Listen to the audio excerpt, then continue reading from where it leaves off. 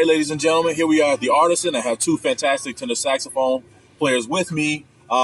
They just had an album release a few weeks ago at Constellation Chicago.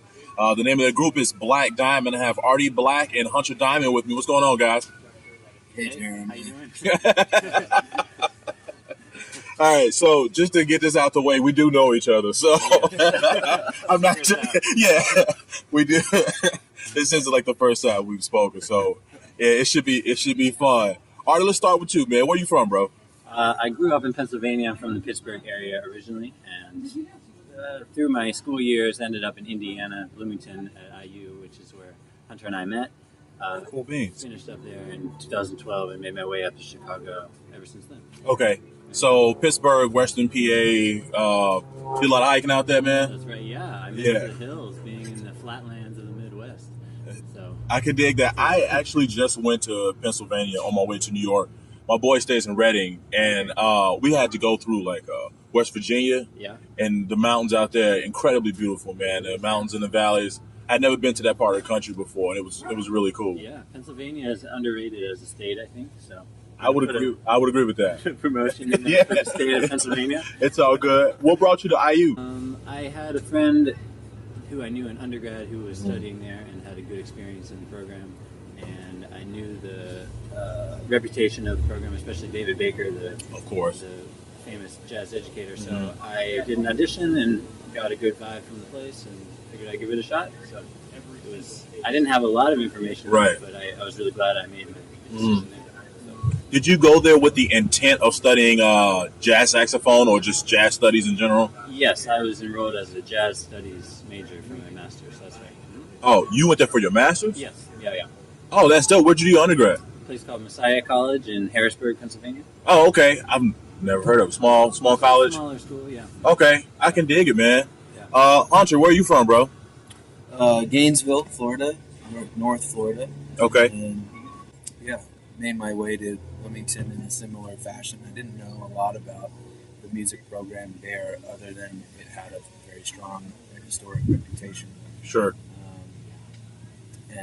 Went for my undergrad there, and Artie and I connected there through the saxophone studio there. Tom Welsh, who's still the saxophone professor there, and I think is acting chair of the woodwind department. Is that correct? For a jazz studies program? I don't know. I think he's the chair Is it the of chair? jazz studies right now. Okay. It's changed a little bit since David Baker left. Anyway, so Tom was very adamant about building a community of saxophonists there, and we would have weekly saxophone master classes with him. And we would all get to know each other more as a group and as musicians, and learn things as a group from him, which really promoted that communal aspect and this sense of brotherhood through instrumentation. Sure. Which was really a powerful thing, and something that I missed out on in other programs that I participated in as a student. And Artie and I got to know each other there. We kind of clicked through some other saxophonists that have either live in Chicago now or have moved elsewhere. And then after school, I spent a couple of years traveling, and then I moved here in 2014 and did my graduate degree at DePaul, and have been just in the city ever since. It wasn't really my intent to ever go to grad school, but I had heard good things about the program from other IU alumni that had gone through, and so I took an audition, and it ended up working out. And that's where I met Dana Hall, who is one of my main mentors and foremost mentors in Chicago, who's a really inspiring, not only musician, but leader and activist and artist, composer, intellectual. Right. Someone that has really helped me feel a little bit more grounded in my path here as a musician, and also as a member of the greater Chicago community. And so I'm very thankful that ended up working out, and that we got to spend a lot of intimate time together at DePaul, and both in a learning format and performance format. Right. It's a treat treat to have connections through that university with him and through some of the other faculty. Sure. Yeah, and now it's been great to be settled here and maintain and build these relationships with such great musicians. I feel like one of the reasons that I came to Chicago, and one of the most prominent reasons why I stay in Chicago, is because of the diversity of the music scene, especially within the jazz community. Yeah, man. There are so many amazing and prominent and prolific musicians and composers through all the different styles within the genre of what people call jazz nowadays. And there's really a strong presence of the Midwestern kind of family, community-oriented Definitely. energy here. And people are very warm and generally interested and respectful towards each other. And it makes for a really great way to find your way into the community here and circulate in the community of jazz musicians here. And the elders, the mentors on the scene, people like Dana and people like Mike Reed, who owns Constellation and the Holy Brain. These are people that are very supportive and facilitative of all forms of the art and all kinds of people that are interested in either listening or performing it. And it makes me feel very confident in staying here for a longer amount of time. I can dig that, man. You said a lot. One of the things I want to talk about was, well, first off, just an observation. Most people I know from Florida are either like huge surfers or they're really into football. Are you either one of those? I am definitely not a surfer. I tried a couple times. Okay. Okay. Skateboarder, though. I used to be very into skateboarding. Okay. So some kind of board. All right. Yeah, I can I dig was that. a skateboarder. All right. I did follow college football pretty closely when I was in college. Sure. Growing up in a university town, especially the University of Florida, Yeah, they man. hold a strong seat in the SEC and have Absolutely. a very big showing every year. So it was kind of it. Even if you're not a huge sports fan, it's pretty infectious down there, just the spirit of it. But it didn't really translate when I got to IU, I guess. I mean, IU is known for its basketball, but when we were there, the team wasn't great. They got really good right after we left. Sure. But so my allegiance to college sports kind of stays in Gainesville. I can dig that. Outside of that, I've followed some professional basketball. But Sure. outside of that, I can dig that, man. It's all good. It's all good. The other thing you spoke about was Dana Hall. And Dana Hall was a drummer before they disbanded for the Chicago Jazz Ensemble some years ago. And that's when I first heard him. And I was just like, well, damn, this dude is like for real. And, he just had a different sound about him. Because I'm such an avid listener to jazz, I can tell like the drummers apart, like just listening to him. And just immediately this guy's sound jumped out to me, especially in a big band setting. He had like this like small combo sound to him in a big band, which I thought was super dope, man. I hadn't really ran across too many cats like that before. And like you say, he's just such a warm dude, man. He's so knowledgeable about everything. But I would like to transition to David Baker a little bit. Every time I meet anybody who's from IU, I always try to get them to talk about Dave and like the impact he's had. I mean, he's had an impact on me, and I've never even met the guy. I bought a bunch of his stuff, studied a bunch of his stuff.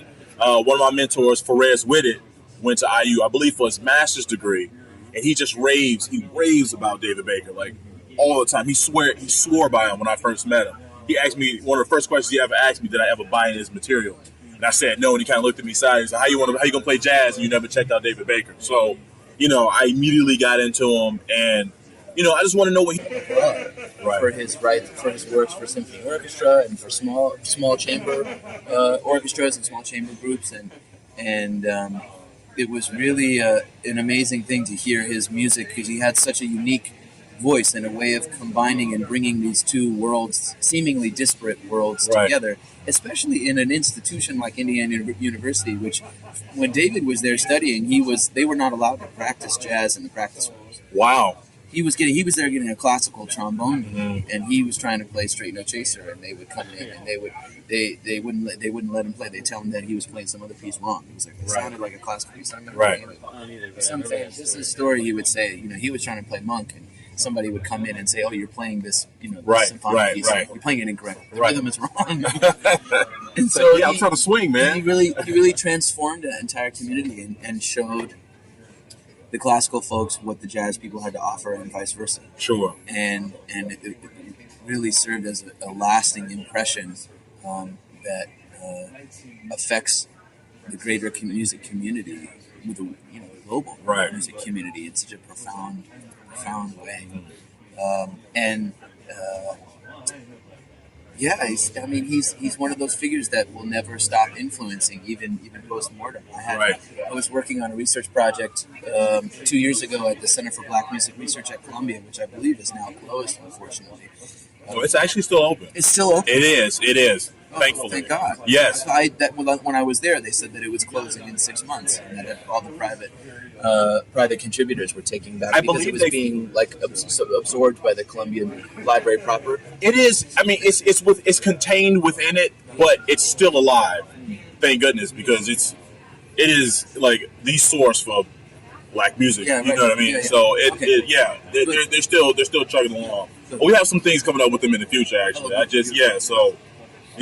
Well, thank you for telling me that. Yeah, no doubt. Good for Chicago. So, anyways, I was there, and I was working with one of the during a research class while I was still a student at DePaul, and we were getting kind of acquainted with how their system works there at the library, and one of their library assistants was helping us kind of understand how the catalog works Right. and how to access different types of resources. And I was kind of thumbing through, while she was speaking to us, I was thumbing through an anthology of Black composers.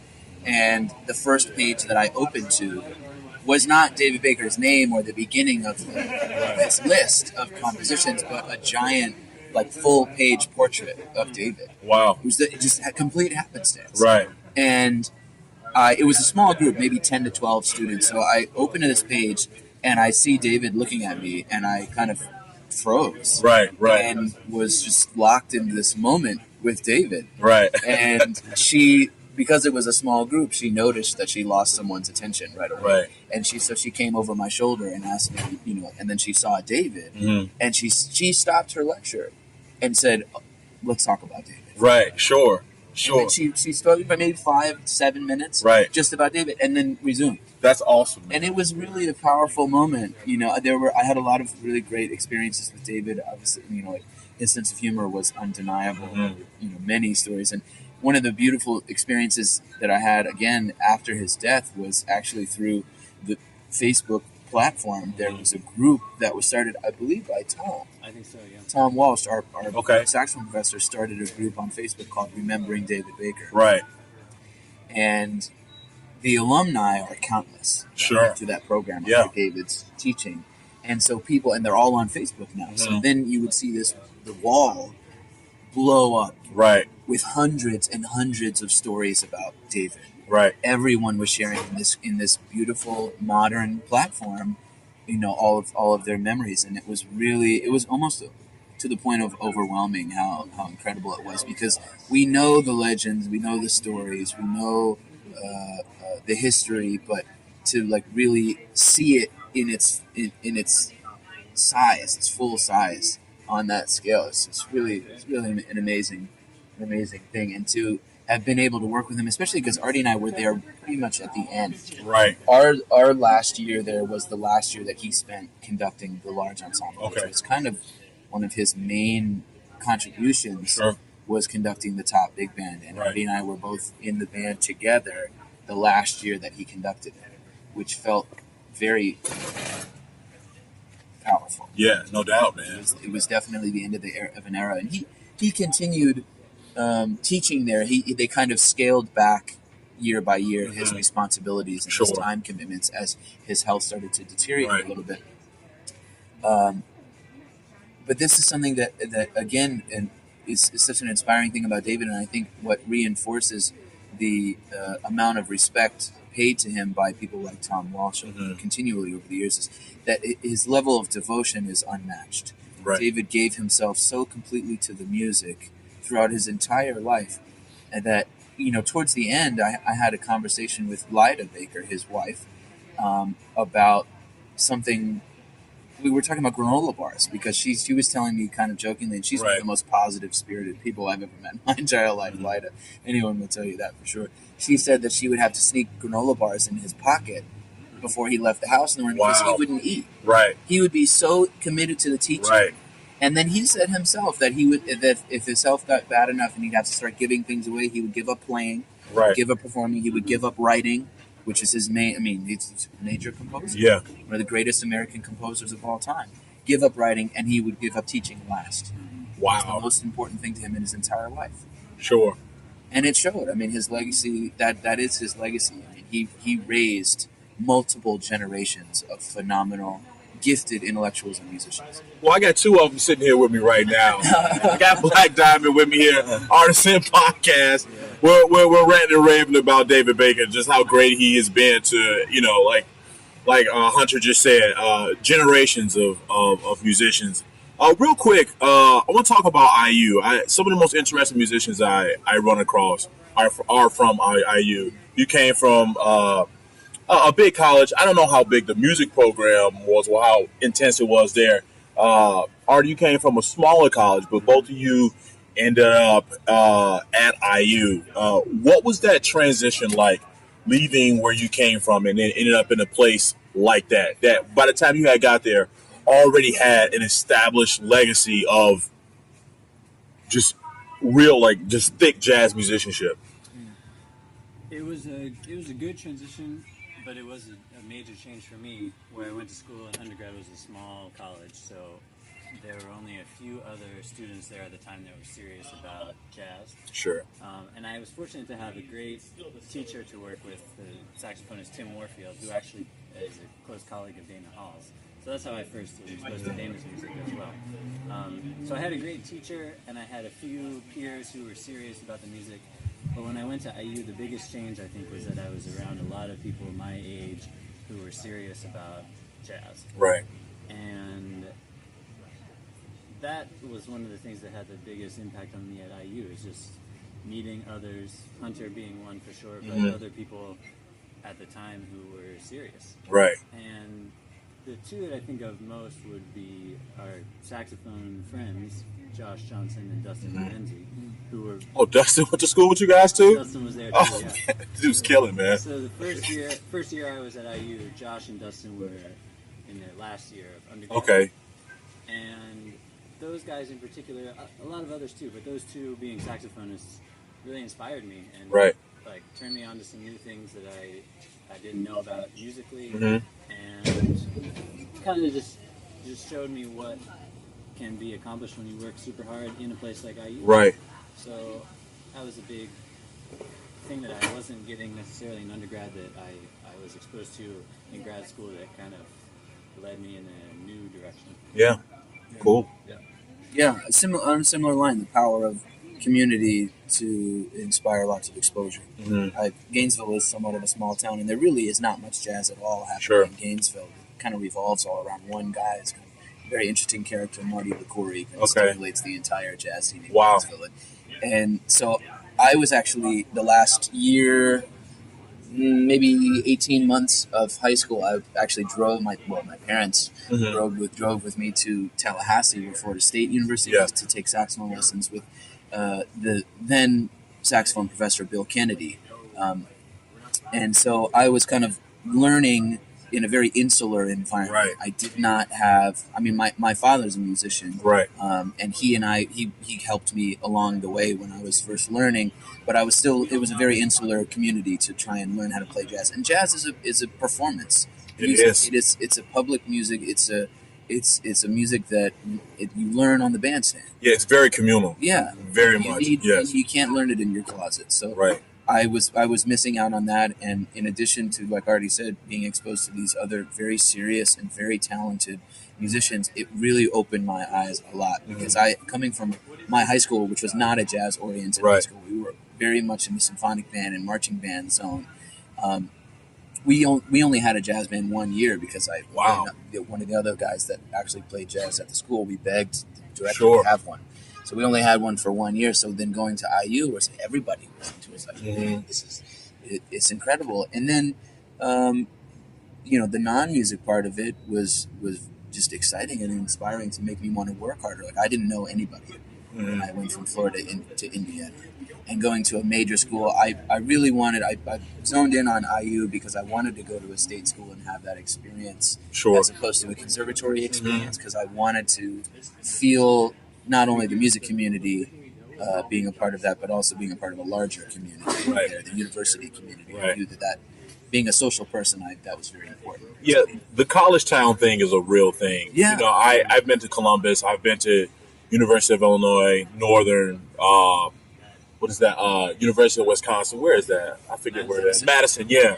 And they literally just swallow up. Those universities swallow up whatever space they're in. They become that university. And Gainesville is like that too, right? Oh, I'm sure, man. Florida. Yeah. It's like that. A lot of life revolves around the activities and the contributions of the university. Yeah. I want to transition a little bit, but I want to stay along these lines. You all talked about some of the cats that you knew that are actually here in Chicago with you now that came from IU. You know, just to be good at anything, you know, we all heard of the 10,000 hour rule. You got to put the work in. But sometimes just putting the work in isn't enough. It really helps to have people around you who are also really striving. In a way, it keeps you up at night. I don't know that people really think about it that way all the time, but for me, it does, you know. But for saxophonists, you know, a lot of you guys play all the saxophones, and a lot of you guys play flute and clarinet. What was it like being in your studio? And also, here in Chicago, there are a lot of great saxophonists out here. Yeah. And it's not enough to just be a guy who can just rip 30-second no lines over Cherokee, you know what I mean? It's not enough. I mean, yeah, that'll get you gigs for sure. But what is it like having to find your niche here, knowing that there's some dude probably practicing, you know what I mean? And he might be more social than you. He might be a slightly better hang than you. He might, you know, just be a little bit more popular. He might be working harder than you. What is that like? I find it to be somewhat of a double-edged sword. Sure. Because speaking about our colleagues and close friends, Dustin Lorenzi and Josh Johnson, again, both of them embody what I idealize as a successful working and creative musician. Right. Which is someone who has put in the time already. Enough so to get somewhat of a grasp on what their path is, or their voice, or their style, or whatever you want to call it. And also, undoubtedly, retains an inward and outward sense of humility. Both of them have that so strongly. And some, you know, for me, it's a slippery slope. The reason why I say it's a double-edged sword is because at moments I find myself envious.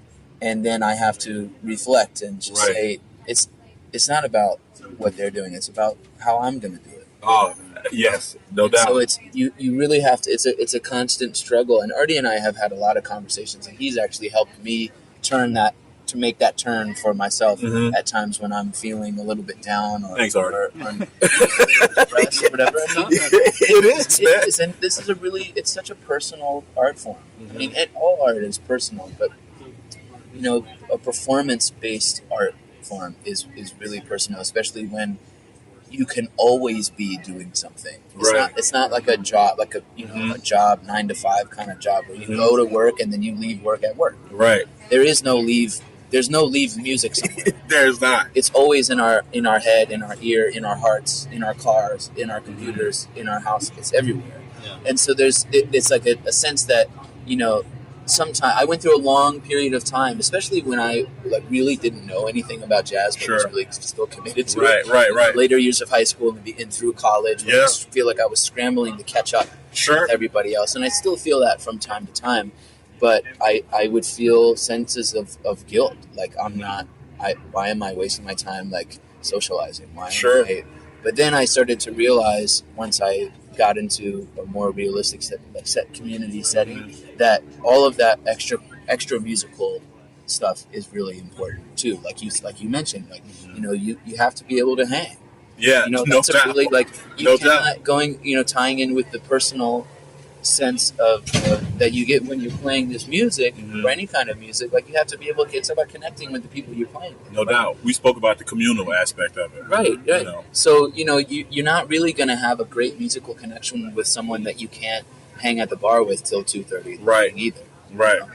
And so I really I rely on all of the important factors of becoming successful, however you define that, and respected musician. Sure.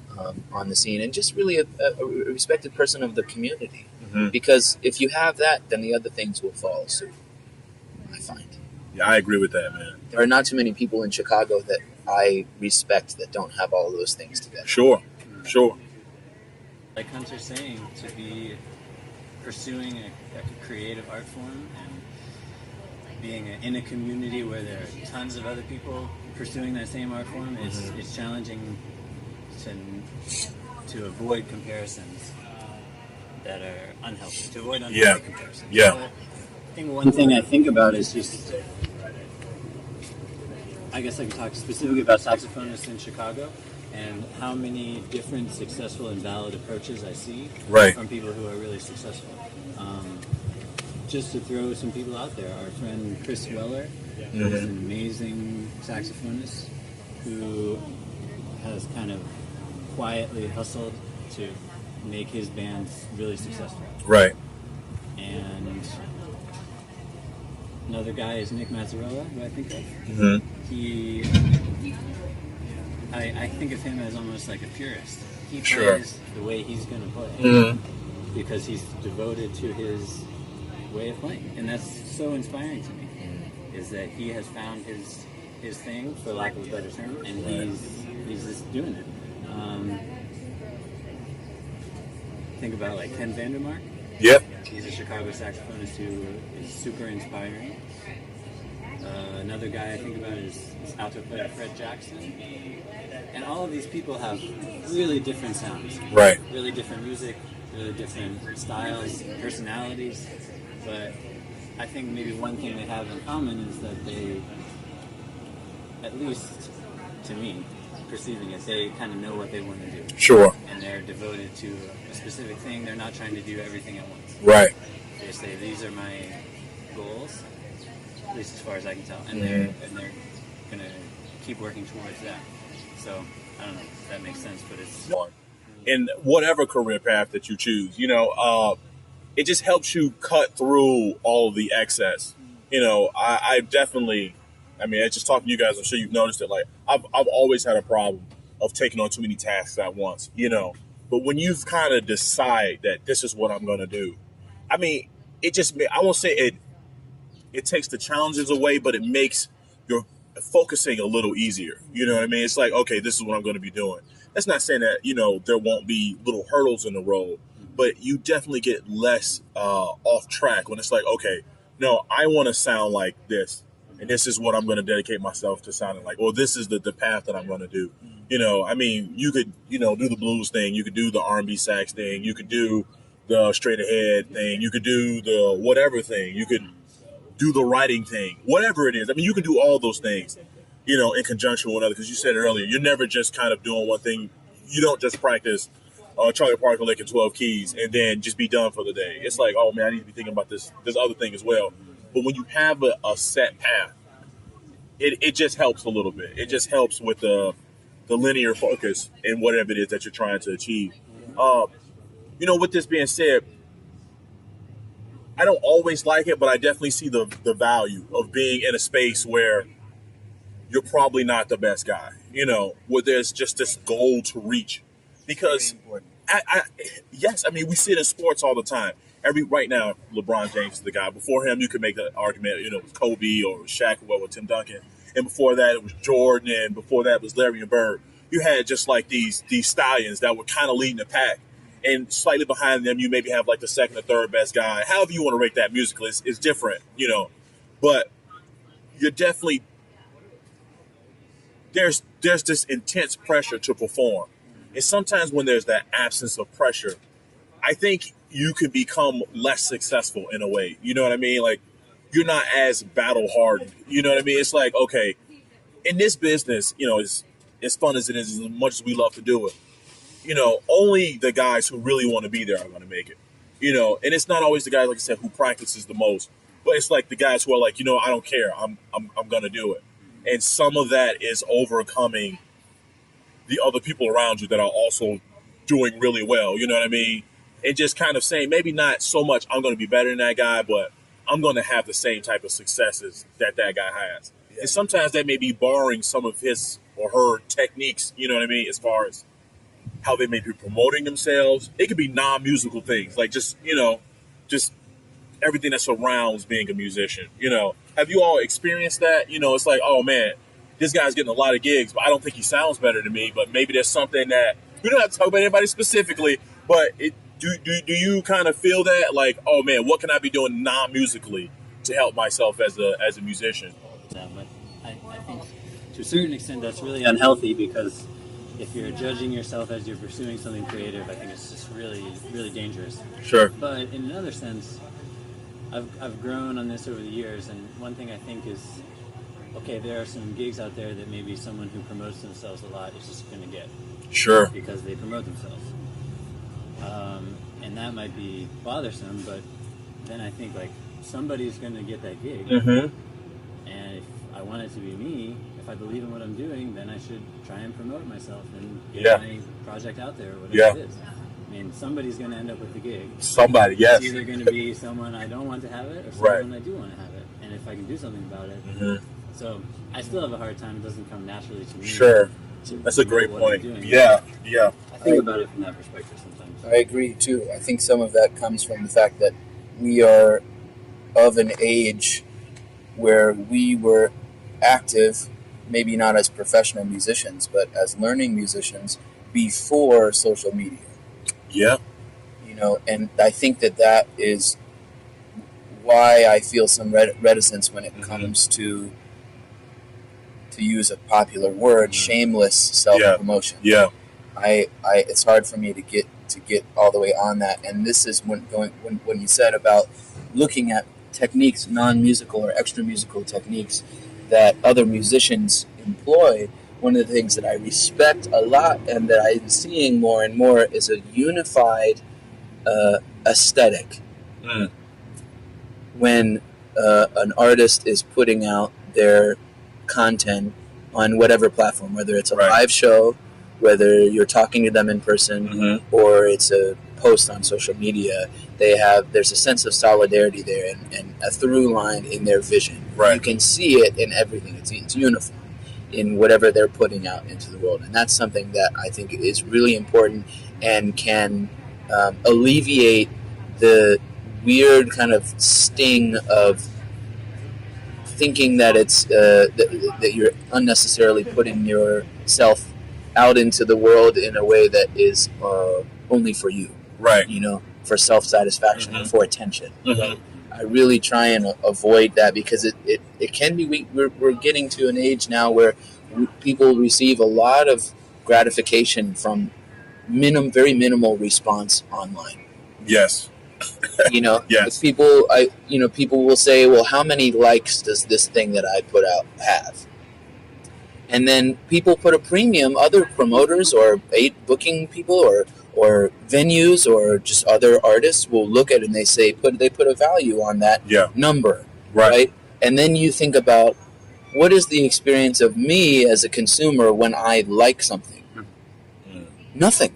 Yeah. It means nothing to me when I go and someone invites me to like their page. Okay, whatever, I'll do it. Sure. What is that? And then that becomes translated into this really valuable thing, right? So I find that a little bit, like, I don't know, freaky. It's like kind of unsettling a little bit how much of a value that we've placed on a very insignificant, in my mind, insignificant digital little bit of data. Right. But it's important. So, like Artie says, like, we have to figure out how to navigate that, right? We do, man. So I think one of the most effective ways of doing that is like I described, creating this sense of aesthetic and artistic solidarity in what you're putting out into the world. Absolutely. And so we, as a band and as individuals, we try to do that. No, that's a great point, man. Branding is a thing, man. It is building your brand. And I don't think we do that enough. Because it's like, you just want to sound good. You know what I'm saying? Because, when you go see somebody, especially musicians, we try not to, but we judge immediately. It's like, okay, how good is this guy? You know what I mean? Like, I know I do. And what they look like. We do. I was thinking about that actually on the car ride over here today, thinking about the visual aesthetic and how people like Lady Gaga, who like built a career not only on somewhat, in my opinion, and this is this is not saying bad or good, but somewhat formulaic pop sounds. Oh my God. No doubt. She is an undeniably talented musician. She's a great pianist. Yeah, great vocalist, great pianist. Yeah. Very talented. But she really took advantage of the branding. Yes, she did. System complex as it was really emerging on a social media front. And in the visual component too, these crazy cuts. She's a grabber, Yes. She's really arrests that your little egg attention. thing to that award show, whatever it was. I mean, and you think about somebody else like an artist like Bjork, who has a huge international following, but doesn't have the same grab amongst the younger generation as someone because it wasn't the right time yet. Right. Like when she wore the famous swan dress thing to the Oscar or to the Grammys. Mm-hmm. It was before it was the world was ready to consume that in a way that we found appealing, right? So I think, and then I was thinking somebody like John Coltrane, who is undeniably one of the greatest musicians, definitely one of the greatest, if not the greatest jazz musician of all time. It didn't matter what he looked like. It was important that he was black, but it didn't matter what he looked like at all. He could have been 400 pounds. Mm-hmm. He could have been, egg-headed. He could have been one eye. It didn't matter. You know what? Just talking about eras, I don't know that he'd be able to get away with that now. You know what I mean? Just because... You talking about the type of music that he's playing? Well, no. I think his music will be powerful regardless. Oh, with the look, I think he'd be paying... Yes, I think he'd be paying... I think he'd be playing different stuff. I don't know who to compare him to now, but it's someone like Charles Lloyd, I would say. Probably someone who has a strong sense of spirituality. We're talking about branding, and the visual component that artists include into their output, their creative vision, what they look like, how they dress, and all that kind of stuff.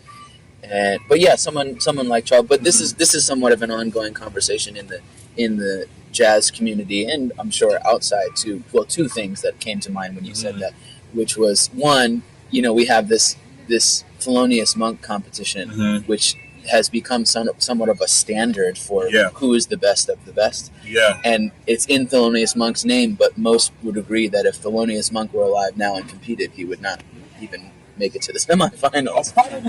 Yeah, he would just... I don't know that... it took him in his day a long time to catch on, for cats to catch up to what he was doing. It wasn't really until who was it? Coleman Hawkins was like, nah, he's got something going on, you know what I mean? And kind of gave him validation. It's like, oh man, he's playing with Hawk? He must be doing something right, you know what I mean? Yeah. But you're right, man. I think if he was playing those weird intervals with the chords now, you know what I mean? Even some of his simpler solos, as genius as we know them to be, I don't know that, like you say, he probably wouldn't make it to the fight anywhere close, you know what I mean? Which says something. It's a sign of the times. It is, man. We kind of... the way that we document history puts things into a capsule. Definitely. And, we talk about eras, we talk about, isolated incidents, and sometimes forget to connect the through line of influence and make those important comparisons to what they would... There's been a lot of history since he stopped playing until now. Right. You know what I mean? Just technology, socially, just a whole bunch of things have happened that now we're in this space now. You know what I mean? Yeah. So, I don't know. But jumping right back into it, we got Black Diamond here on the Rtisan Podcast. I want to talk to him now about their Constellation album release, which was entitled, what was the name of the album? Mandala. I was there, took a bunch of pictures, made some really weird noises while I was there. Yeah, very creaky. Yeah, very creaky, very creaky noise. Doing solo guitar. It's but it's okay, man. Once everybody got over that, there was some really, really tremendous saxophone playing, some really great bass playing, some really great drumming. Just talk to me about that project. How did it, like, from inception to the album release, which was incredible. And if you weren't there, you missed out. But what was that process like? Just the decision that we're going to release an album. It's been a long process. We first played together in 2011. It was the first gig of Black Diamond when we were still in Bloomington, and we had an idea of playing two tenors together with no chords because we liked that instrumentation. We had some other bands that had the same kind of instrumentation, but we had sort of a very small idea of what it could be if we played together. And so we did several gigs together still in Bloomington, and we wrote some original music for it. We played some other people's material, and we realized early on that Hunter and I had a nice balance between styles. We could talk about that for a while, but we'll just leave it at that. Yeah, for sure. But personality-wise and playing-wise, we have a good rapport together. Right. So we realized that from the start, and continued with that band through the time when we left Bloomington. And after that, Hunter was on a cruise ship for a while. I was here in Chicago. Okay. There was sort of a 2-year pause. Okay. Paying off loans. Yeah, is that I told you it's a real thing, man. It's a real thing. We all got to do it. I did it. It's over. Yeah. Moving on. And we made it to Chicago after the loan paying time, and we got the band rolling again. Developed more material. Played a bunch of shows in 2015.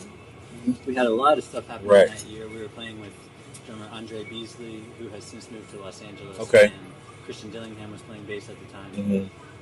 Had some great success, but then at the end of that year, Andre moved. The band sort of shifted again. It was just another period of transition.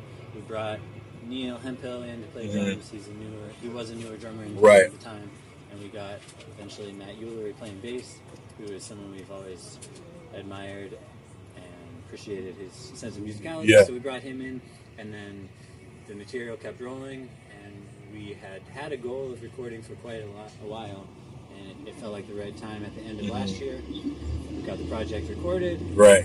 We kept it rolling again. We wanted to release it at Constellation. It's one of our favorite venues. It's a great space, man. Or anywhere else. Yeah. So that's the quick version of how we. I can dig it. Were you all able to stay in contact for the most part? I mean, social media really helps with that. The internet, being able to inbox your buddy. You were away for 2 years. We spoke a few times. Not a lot.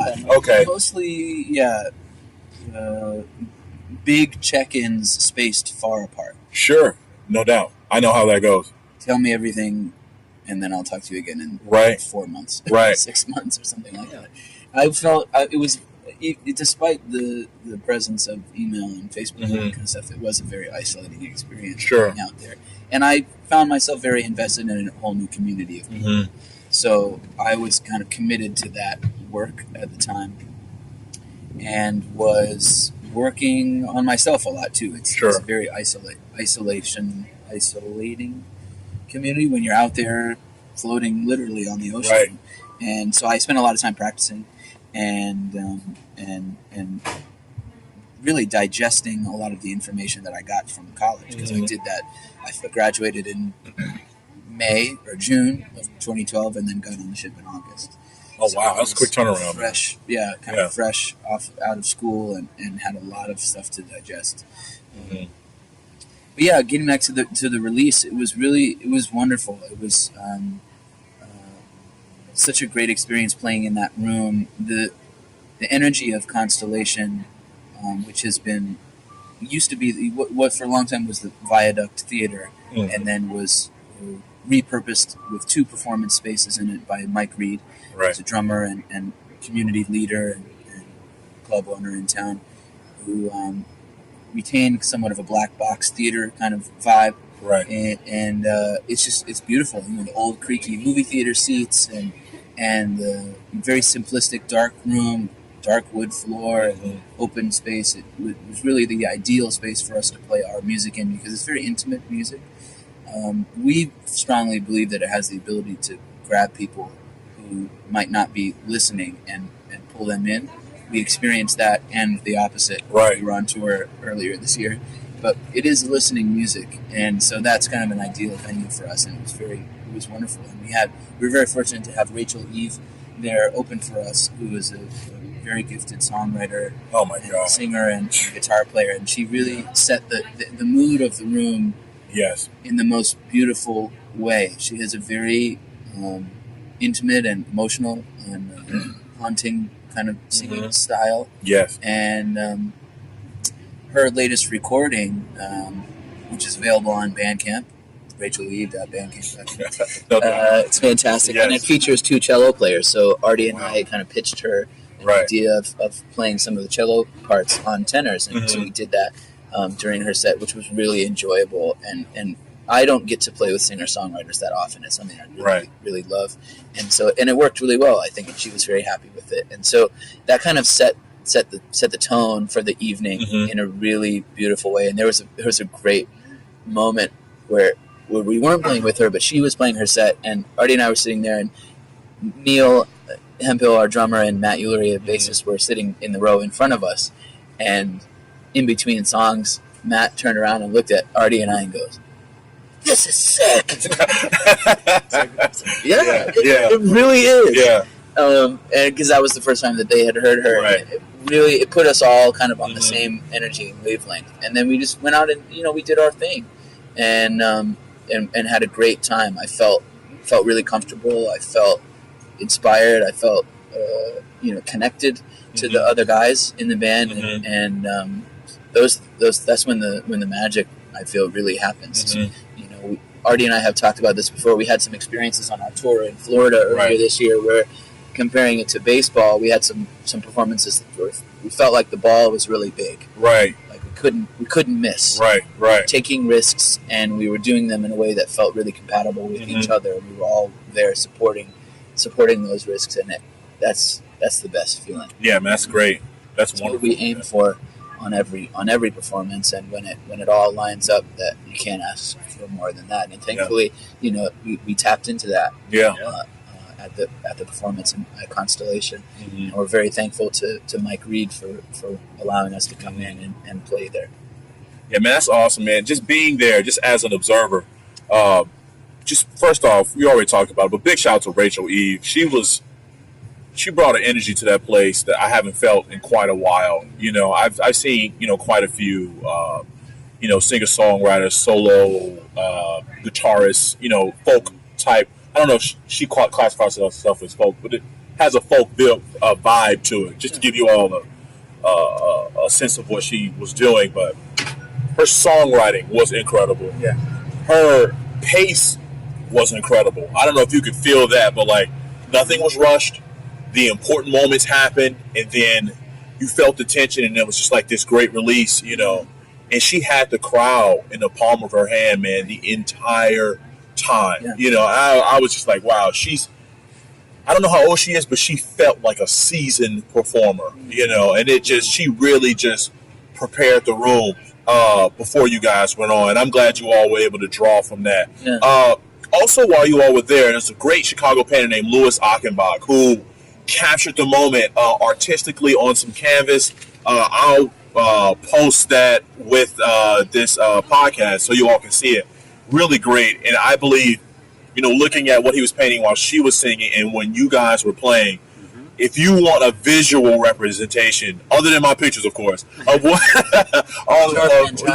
thanks, man. I really appreciate it. We're using them. They're already on our website. Dude, perfect. Great. That makes me happy. It really does. But he really did encapsulate those moments incredibly. So if you guys get a chance, go check out Louis Achenbach. He was there at Constellation. He's all over the city doing this thing called Jazz Occurrence. But this isn't about Louis. This is about Black Diamond right now. Thank you, Louis. Yeah, seriously. Yeah, man. You're great, man. me and him have some great things coming up in the very near future, actually. One thing I was thinking about, quick question before we wrap this thing up. Did you all listen to Sonny Stitt and Gene Ammons much? They did a lot of duo saxophone stuff. You're talking about two, if you're not familiar with those guys, these guys are two titans of jazz, two titans of saxophone, two very contrasting styles. But the records that these guys were able to put out have withstood the test of time. If you haven't listened to Boss Tenor or Boss Tenors, they put out some other stuff, really legendary jazz recordings. If you're looking for some stuff to transcribe, that's where you need to be at. Seriously. What other things were you all listening to, in preparation for something like this? Because you gotta kind of draw from something. And that was in preparation for the formulation of this band? Yeah, or just in general, like, was there like a sound that you all were looking for, prior to this? Some of that, the other angle that forms the basis of this band is, aside from the two saxophone dynamic, it's also the history of the saxophone trio, which Artie and I really draws both of us in. Mm-hmm. The idea of playing just saxophone, traditionally more often tenor saxophone, bass, and drums. There are many, many great recordings, and specifically at the Village Vanguards. Yes, absolutely. Village Vanguard. Say Sonny, man. Saxophone trio records that really, it gets down to the essence of the spirit of this music, and it's something that is. I like to imagine transcends the ears and imaginations of saxophone players. Sure. Because I know a lot of musicians that really respect those recordings that are not saxophone players. Yeah. And the way that the instrumentation of the saxophone trio has evolved, and the roles of each of the musicians in that trio format have evolved up until now, and leading to more modern contexts like the trio Fly, Mark Turner and Larry Grenadier and Jeff Bowling. So that's something that influenced both of us a lot. And then also trying to figure out ways of communicating a lot without saying a lot. Sure. Both Artie and I strive for a strong sense of melodicism in our playing. I think we both approach it from a bit of a different angle. Right. But players like Lester Young Lester is a huge influence on both of us in his ability to improvise melodies. Yes. And Lester was living in a time when most jazz improvisation was based on melody. Right. Anyways, but the way that he could do it with the element of surprise, and without relying on kind of cop-out techniques for building energy. Right. Rhythmic manipulation, call and response, tactics like this is something that we really strive for, and moving forward to players that influence us again, Lee Konitz and Warren Marsh coming out of the Lenny Tristano school, and that ties in, of course, with the two saxophone dynamic. The records that those guys put out together under Tristano's name and also under their own names really influenced us a lot. And we've performed a fair bit of their music, and learning those melodies, I think, was an important element of Artie and I connecting on more deeply on a musical level, because there's so much nuance. I mean, yes, there's a technical aspect to playing that music, but there's also a lot of nuance in rhythm and time feel that I think brought Artie and I closer together. So, in a nutshell, the dynamic of the saxophone trio, the history of the saxophone trio, and players that rely on building intensity through melodicism and rhythmic manipulation, as opposed to dynamic contrast or blazing technique. Sure. That's the kind of stuff that really draws us in together. Now, I always will have a soft spot for the flashy stuff too. Oh, of course, man. I mean, who doesn't want to play like Bird or Train? Yeah, that stuff really Johnny Griffin. Still gets me. Yeah, Griffin. Yeah, man. Huge influence. Dude, But all those guys could do that stuff too. The beautiful melodic stuff. I've been a Gene Ammons fan for a long time, especially at Live in Chicago. Yes, recording that made a big influence on me in high school. And then I was very fortunate to have a number of lessons with a great tenor player named Joel Fromm, who lives in New York City.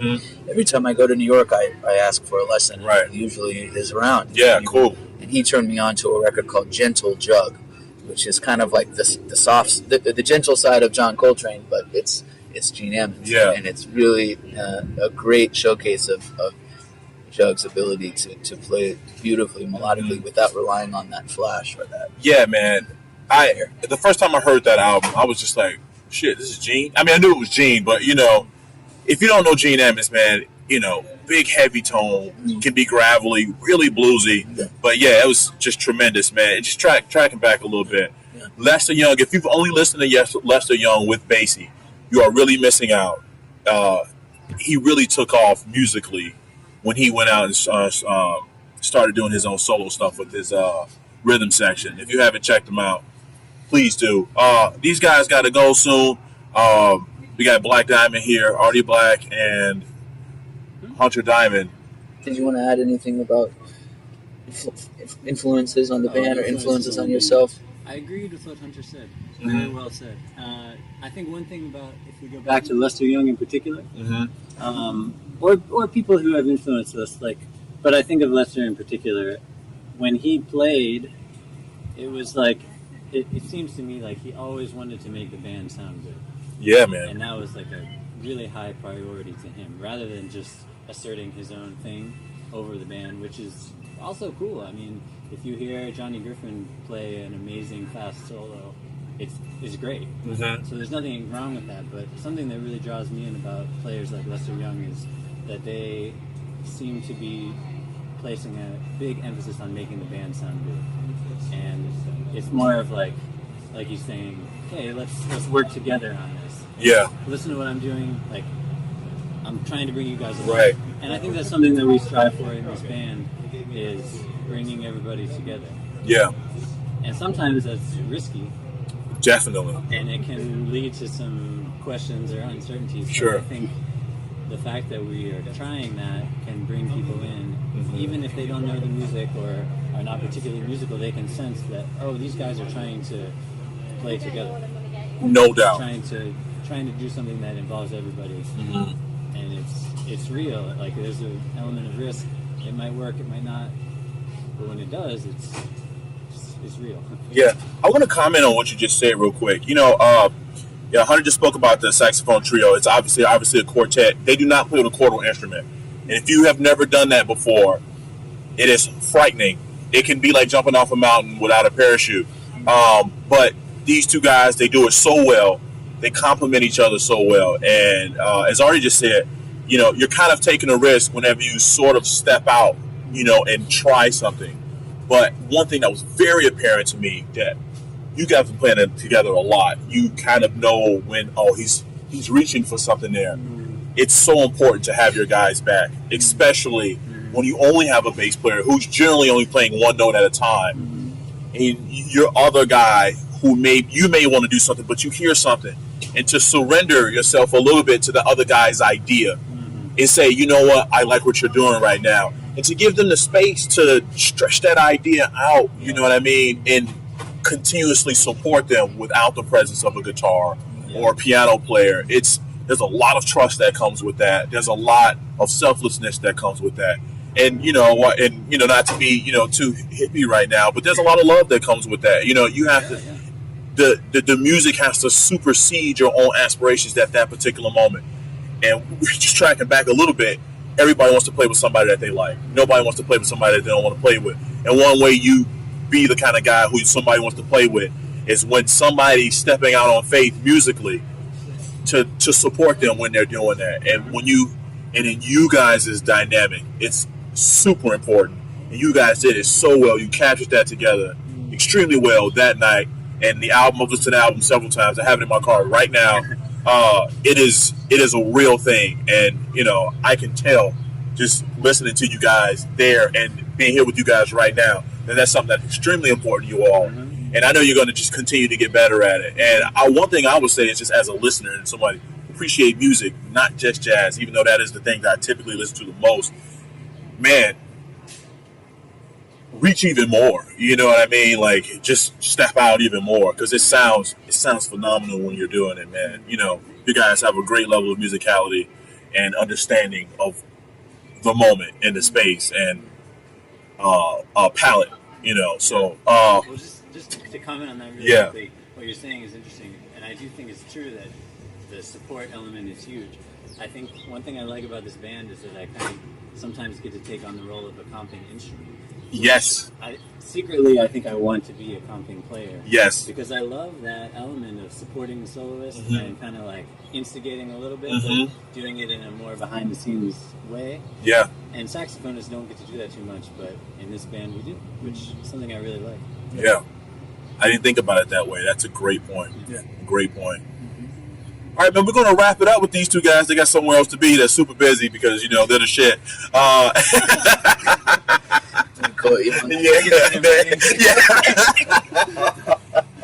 got you, man. I'll get with your people on that. I'm going to just let these guys, you know, end it with anything that they want to say, or they can just simply talk about whatever projects that they got coming up. Next thing we were doing is we're taking a trip to Pennsylvania to play with some of my friends and family and longtime associates, I guess you'd say. Sure. So we're doing that in a few weeks, and after that we'll be back in Chicago, some shows in the next few months. Big thing on the horizon, we have a residency at the Whistler coming up. Nice. Great space. January of next year we're going to do some live recording there, so that's on the horizon. I will be there. Stuff in the works. Yeah. Very happy, very thankful to you, Jeremy, for putting Thank you, time man. Thanks for coming, man. And please support Rtisan on Facebook and social media. Oh, man, thank you. Jeremy, you're doing a lot of selfless work here, and we're very grateful that you help us make this whole process of artistic creation a little bit easier. Hey, man. So we got to support one another. You know, we really do. You know, that's kind of what this is all about. You know, as human beings. You know, and music is just the way that we kind of do that. So this is my part, man. This is my part. Let's see. Here we have Black Diamond with us, Artie Black, Hunter Diamond. Guys, thanks for coming out. I really appreciate your time. Thanks, Jeremy. All right, man. Thanks. Hey, our fans. Thanks for listening to the Rtisan Podcast. We have so much more content on the horizon. Next week, we are having Louis Achenbach on the program.